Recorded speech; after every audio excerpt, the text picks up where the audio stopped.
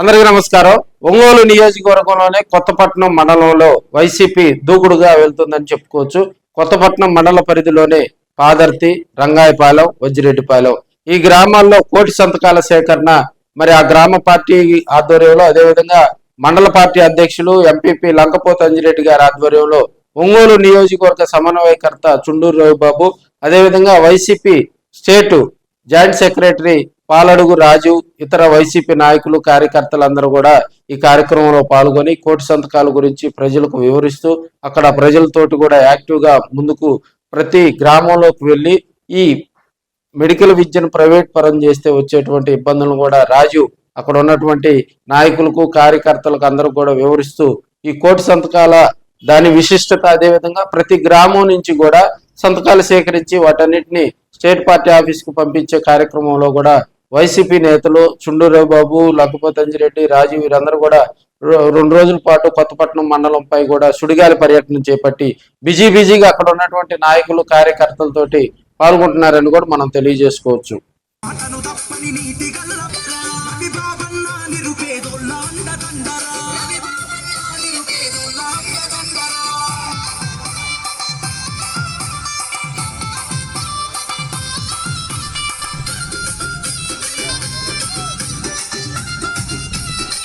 ఇక్కడ మీ గ్రామంలో కుర్రోళ్ళు కూడా చాలా ఉత్సాహంగా పనిచేస్తారు. వ్యాలీ పాప వాళ్ళు చాలా పార్టీ పిచ్చింది పిల్లలకి అందరితో టచ్లో ఉన్నాం. ఇప్పుడు ఇక పెద్దలు చెప్పే మీకు అందరికి విషయాలు తెలుస్తుంటాయి కదా. ఈ కాలేజీలన్నీ మన కోసం, పేదల కోసం ఒక్కొక్క ఫోటో మీ చేతిలో కాగితాలు ఉన్నాయి కదా, ఒక్కొక్క ఫోటో మన ఒంగోలు రిమ్స్ మెడికల్ కాలేజ్ అంతా 800 పడకల ఆసుపత్రి ఒక్కోటి, కొన్ని వేల మందిని ఒక్కొక్క రోజు ఓపీస్ వస్తారు. సంవత్సరానికి 200 మంది డాక్టర్లు చదువుకొని బయటకు వస్తారు. కొన్ని వేల ఉద్యోగాలు వస్తాయి. ఒక్కొక్క ఆసుపత్రిలో కొన్ని వేల ఉద్యోగాలు ఉంటాయి. అంటే నర్సులను, స్వీపర్లను, క్లీనింగ్ అనో, ఎవరో ఒక రకరకాల ల్యాబుల్లో అట్లా ఇంత పెద్ద అవకాశాలు, ప్రభుత్వ ఉద్యోగాలు, ప్రభుత్వం ఫ్రీ ఉచిత వైద్యం, ఉచితంగా చదువుకునే పిల్లల కోసం జగనన్న కేంద్ర ప్రభుత్వం నుంచి ఒప్పించి పర్మిషన్ తీసుకొచ్చి కడితే ఈ చంద్రబాబు నాయుడు వీటిని ఎకరం 100 రూపాయల కడికి లీజుకి ఇచ్చేస్తాడంట. 66 సంవత్సరాలకు, అది కూడా 66 సంవత్సరాలకు ఇస్తే వాళ్ళు చాటుగా ఫీజు ₹1 కోటి నుంచి 2 కోట్ల నుంచి. మనందరూ తెలుసు కదా, డాక్టర్లు చదవాలంటే డొనేషన్ తోటి ఎంత అవుద్దు. ఈ ఖరీదైన చదువు వల్లే వైద్యం ఖరీదు అవుతా ఉంది. ఎవరైతే కోట్లు పెట్టి చదువుకుంటున్నారో వాళ్ళని రాబట్టుకోవాలంటే, వాళ్ళ ఆసుపత్రి కట్టుకోవాలంటే మళ్ళీ మనకాడ దొరికిన పేషెంట్లు కాడ ₹1000 గుంజటం అవుతుంది. దీనివల్ల వైద్యం ఖరీదు అవుతుంది మనకి. అందుకని పిల్లలందరికీ అందుబాటులో ఉచిత విద్య, ఉచిత వైద్యం ఉండాలనేది రాజశేఖర రెడ్డి గారి విధానం, అలాగే జగన్మోహన్ రెడ్డి గారి విధానం.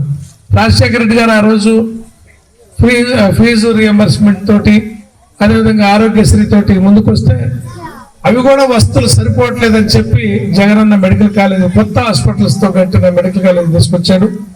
వీళ్ళు ప్రజల కోసం నమ్మిన ప్రజలకు ఏదైనా చేయాలని ఆలోచన ఉన్న నాయకుడు జగన్మోహన్ రెడ్డి గారు కానీ, వాళ్ళ తండ్రి రాజశేఖర రెడ్డి గారు కానీ, చంద్రబాబు నాయుడు కొంతమంది భాగస్వాములను పెట్టుకొని, కొన్ని పేపర్ల వాళ్ళని వాటాలుగా పెట్టుకొని ఒక అబద్ధాన్ని 10 సార్లు చెప్పి 10 మంది వాళ్ళకి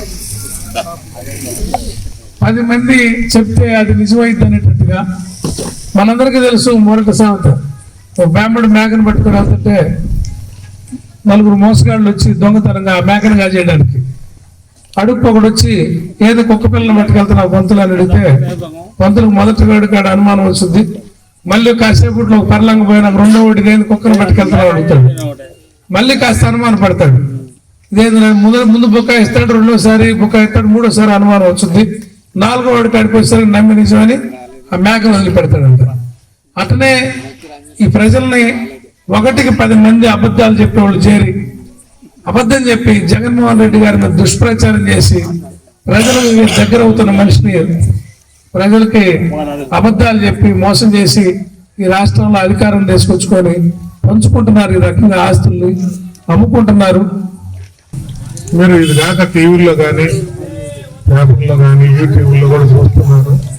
బ్రహ్మాండంగా పేద ప్రజలు పిల్లకాయలు డాక్టర్లు అయ్యేదానికి, హాస్పిటల్లో చూపించుకునేదానికి వీలున్నటువంటి విధంగా జగన్మోహన్ రెడ్డి గారు చేస్తే సీట్ని తెలుగుదేశం పార్టీ వాళ్ళ నాయకులకి, కూటమి పెద్దలకి ధారాదత్తం చేసి పేదలకు రావాల్సినటువంటి వైద్య సదుపాయాలు, వైద్య విద్య సదుపాయాలని అన్నిటినీ దూరం చేసేటువంటి ఈ దుర్మార్గమైనటువంటి ప్రైవేటీకరణ చర్యకి వ్యతిరేకంగా మన గ్రామం నుంచి కూడా మన వంతు వ్యతిరేకత తెలియపరుస్తూ ఈ కాగితాల మీద దాదాపు మీకు 500 ఫారాలు ఇస్తున్నాం. అన్ని పాలెాలు, అన్ని కులాలు కలిసి వచ్చేటట్టుగా ఈ చర్యకు, ప్రైవేటీకరణకు వ్యతిరేకంగా మీరు 2 రోజుల్లో, రేపు ఎల్లుండు, అందుకనే టైంలో జగన్ గారు ఇక్కడికి కొత్త పెద్దలు వచ్చారు. వాళ్ళకు ఒక 100 ఇవ్వండి, 100, 150 కాపులు మీరు 10 పెట్టండి చాలు. రాజీవ్ రాయండమ్మా, మీ చేతిలో నిర్దేశం రాద్దాం. మీ చేతికి ఇచ్చింది రాయడానికి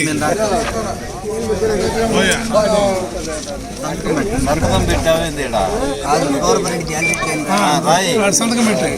2 పేపర్లు ఇవ్వండమ్మా, ఒకటి కాకపోతే 2 ఇవ్వండి. ఒత్తిడి పెట్టుకుంటారు. వజ్జిరెడ్డిపాలెం, ఒంగోలు, ఒంగోలు.